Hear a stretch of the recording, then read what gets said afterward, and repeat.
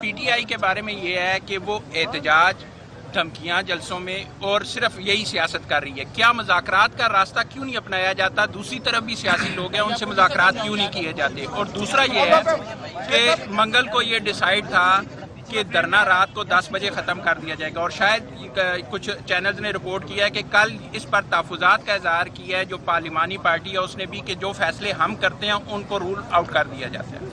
دیکھیں جی، جو صاحب اختیار ہے 3.5 سال سے ان کی ایک پالیسی چل رہی ہے، عمران خان کو مائنس کرنا اور پاکستان تحریک انصاف کو مائنس کرنا. یہ جو ہیں یہ ان کے جو 1947 سے آ رہے تھے وہی نسخے ہیں، لیکن ان کو اس سے پہلے یار برائے مہربانی تھوڑی خاموشی ہو جائے تو سیم صاحب.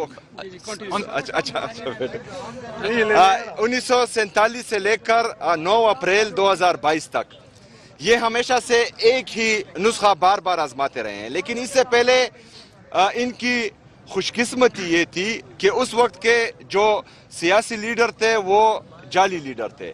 ان کے جو سیاسی کارکن تھے وہ ابن الوقت چڑھتے سورج کے پجاری تھے. 9 اپریل 2022 سے ان کو جو ہیں ایک ایسی قوم سے واسطہ پڑا ہے جو عمران خان صاحب سے عشق کرتے ہیں، تو یہ ان کے لیے آؤٹ آف کورس آئے ہیں. اور عشق جو ہے وہ نہ دبتا ہے نہ گھٹتا ہے، وہ ہمیشہ بڑھتا ہے. اور ان کا جتنا ظلم ہم پر ہوگا اور پاکستانی قوم پر ہوگا، پاکستان کی تحریک انصاف کے ورکرز پر ہوگا، تو انشاءاللہ یہ بڑھتا جائے گا. یہ نہ ڈرے گا، نہ دبے گا، نہ گڑے گا انشاءاللہ. یہ